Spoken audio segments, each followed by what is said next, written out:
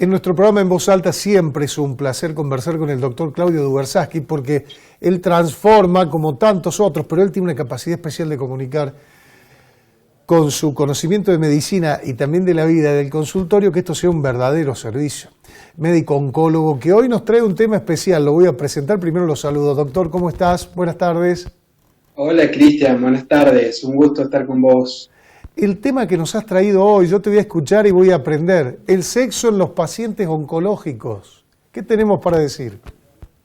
Bueno, podremos empezar hablando de lo que es la sexualidad y el cáncer, donde el tema de alteraciones sexuales es uno de los síntomas más frecuentes que ocurren en los pacientes que están transitando un problema oncológico, pero sin embargo, Cristian, a pesar de que hay una estadística que dice que el 80% de los pacientes tiene alguna alteración o alguna disfuncionalidad sexual, nadie lo habla en el consultorio, es un tabú, y si nadie lo habla, nadie lo expresa, y los médicos no lo preguntamos, el paciente no tiene la oportunidad de resolver su problema y mejorar la calidad de vida.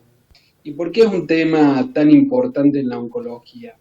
En la oncología y en la vida en general, ¿no? Porque el sexo pasa a ser parte, digamos, de la vida, como comer, como dormir, como beber líquidos. Es una función muy importante y que debería ser placentera. Entonces, cuando por los tratamientos o por los cambios en la imagen corporal o por determinados síntomas, por ejemplo, náuseas o vómitos o dolor, esta funcionalidad se ve alterada, dificulta y altera mucho la calidad de vida de los enfermos oncológicos. Por eso es tan importante hablar de este tema, Cristian, y yo te agradezco la oportunidad de poder hacerlo y que, bueno, a través tuyo te puedas sacar todas las dudas que puede generar este tema. Yo sé que no es fácil hablarlo en la televisión, pero que es una muy buena oportunidad para empezar a hablar de lo que no se habla, o a las cosas que nos genera esa vergüenza, ese escozor, esa timidez. Así que te agradezco mucho y pregúntame lo que quieras. Voy aprendiendo con vos. Una de las funciones importantes del organismo humano es el sexo, lo acaba de decir el doctor Dubersaski. Me pongo en el lugar de los pacientes oncológicos. ¿Puede ser un síntoma o es un síntoma la falta de apetito sexual de un paciente oncológico? Sin lugar a dudas, pero porque para tener una sexualidad saludable hay que estar en un bienestar emocional, psicológico y orgánico. ¿Qué es lo que pasa? La gente dice, ¿qué me voy a ocupar de esto ahora si tengo otro tema más importante? Entonces pasa en la cabeza de la gente a ser un tema menor. La pareja o del paciente lo toma como algo normal que, digamos, tener alteraciones en la vida sexual, y entonces es un tema que pasa a un décimo plano. Sin embargo, en la calidad de vida y en la mente de los pacientes y los familiares, ocupa un lugar en los primeros lugares, pero se lo aborda de una manera muy a la distancia y no de la manera correcta, que es con un equipo inter y multidisciplinario, que incluye los psicólogos, sexólogos, nosotros los oncólogos, por supuesto, que podemos ayudar a las personas, primero a escucharlas, a saber si tienen disminución de la libido, o sea, de las ganas de tener relaciones sexuales, o si tienen algún problema, por ejemplo, las mujeres con cáncer de mama, tienen a partir de los tratamientos de hormonales, sequedad vaginal, eso produce dolor en el momento de la relación y eso hace que no tengan relaciones sexuales. Por eso es tan importante, Cristian, que este tema se aborde en el consultorio y que el paciente explique, porque no hay dos casos iguales, se explique qué es lo que le pasa y de esa manera nosotros los profesionales podemos dar una ayuda y una derivación a quien corresponde. A veces nos confundimos y creemos que el consultorio está únicamente para decirle al doctor Dubersaski, doctor, me duele acá, y no decirle, doctor, no tengo deseo sexual. Y eso lo cuento en un café con un amigo que tiene buenas intenciones, pero no tiene el conocimiento. ¿Te lo tengo que preguntar a vos, Claudio? Bueno, primero te quiero decir que hasta con los amigos uno le cuesta ser honesto, digamos, con el tema de la sexualidad.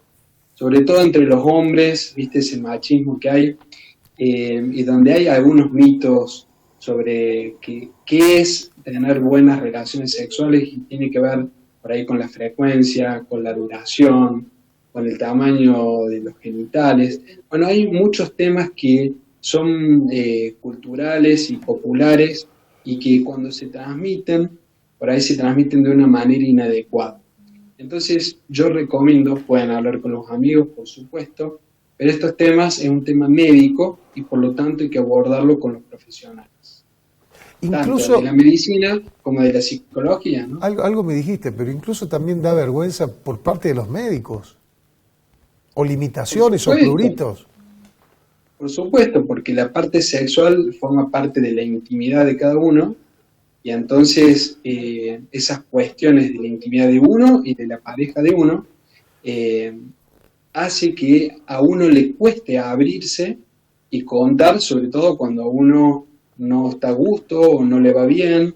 Entonces pareciera que eso marca a la persona y todo lo contrario, debería ser que se aborde el tema como una cuestión fisiológica más. ¿Cuáles son los síntomas a nivel general, doctor, de las distintas patologías o de los distintos tipos de cánceres que pueden afectar lo sexual? En general, sabemos que esto depende de la persona, de cada uno, y después voy a ahondar en otras preguntas. Bien. Bueno, primero todos los temas que tienen que ver con el cambio de la imagen corporal. Entonces, por ejemplo, las mujeres que se les ha caído el cabello, o que han tenido una cirugía mamaria, o que están bajo algún tratamiento de hormonoterapia que produzca sequedad vaginal, o algún tratamiento específico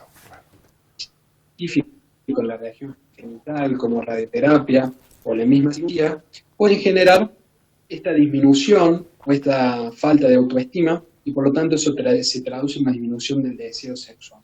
Pero por otro lado, estos síntomas también pueden producir dolor en el momento de las relaciones, y eso se puede solucionar con determinados métodos, por ejemplo, a nivel vaginal con lubricación específica, explicando mucho que a la pareja, sobre todo esto es un abordaje no solamente con el paciente, sino con la pareja del paciente, porque esto se hace de a dos. Entonces, eso es muy importante, de acuerdo a cuál sea el síntoma específico, poder dar la recomendación adecuada. Y en los hombres, Cristian, fundamentalmente los pacientes que son tratados por el cáncer de próstata, que los tratamos con tratamientos hormonales, tienen una disminución de la libido, o sea, de las ganas de tener sexo, pero también pueden tener impotencia, que es la falta de erección del pene. Entonces, para eso hay medicamentos y hay apoyo psicológico para lograr mejorar esa sintomatología. En algunos casos, doctor, esto es solo temporal, por un tratamiento, por un momento. En algunos casos puede ser definitivo, dependiendo la situación clínica del paciente, pero también el equipo multidisciplinario enseña que uno puede tener, entre comillas, afectividad y sexualidad, no solamente genital. Entonces se aprende, se enseña y se puede tener una vida sexual. Sí, una vida sexual o un placer relacionado a la sexualidad de una manera adecuada, siempre y cuando haya apertura, digamos, para poder aprender y poder dejarse guiar por los profesionales, ¿no? Y acá volvemos a lo pero que en general, sí. Pero en general es transitorio, pero a veces me ha tocado casos de parejas que se han roto, que se han separado a causa de este problema, ¿no? Entonces, y no es poco frecuente, porque es un tema que no se ha abordado de la manera adecuada, y uno piensa que el otro tiene otra pareja o no tiene interés en el otro, y nada que ver. Entonces, por eso me interesé en que tratemos este tema hoy, porque es un tema tabú, como te dije, y que socialmente es un tema que hay que tener un abordaje integral y profundo para que no suceda esto que te estoy diciendo, parejas que se rompen a partir de esta situación. Te pregunto la otra. ¿También ha sucedido que alguien ha tenido estos problemas, pasó el tratamiento y volvió a recuperar su sexualidad plena? La mayoría de ellos, pero a veces ya en los controles es como que uno ya no indaga tanto en el problema. Entonces ya queda muy del lado del paciente contar cómo va, pero no es una de las preguntas que uno hace después de 5 años de que el paciente está curado. Pero sí, el paciente tiene que saber que cualquier cosa que le pase en el ámbito del consultorio lo puede hablar, lo puede comentar, y bueno, lo podemos abordar, ¿no? Me parece, Claudio, que si logramos, porque me siento parte de esta historia al aprender con vos. Por supuesto. Vos sos el gran protagonista. Digo, si logramos que alguien en un consultorio diga, estoy con un tratamiento de cáncer y me pasa esto, ya tenemos una parte del problema enfrentada, ¿no? Tal cual, porque la sexualidad da placer y la no sexualidad da displacer. Entonces, si nosotros podemos... lo mismo pasa con la comida, Cristian. En estos temas ya lo vamos a tocar en alguna otra entrevista, pero hay muchas cuestiones que tienen que ver con la alimentación y el cáncer. Y la alimentación no es solo nutrirse, sino que pasa por el placer de comer ciertos alimentos. Y si uno hace dietas muy restrictivas, termina, digamos, conspirando con la calidad de vida que uno tiene, ¿no? También otra de las cuestiones que hemos aprendido con vos, que esto no lo va a resolver solo Claudio Dubersaski en el consultorio. ¿Hay otros profesionales que también tienen que ayudar? Mira, nosotros trabajamos con un equipo de psicólogos, de psiquiatras, de sexólogos, ginecólogos, urólogos, que nos ayudan al abordaje integral de los pacientes, ¿no? En base a quién sea el primero que detecte este problema, va a hacer las derivaciones correspondientes. Pero siempre charlándolo y comunicándoselo al profesional para que nosotros podamos ver cómo lo podemos ayudar, ¿no?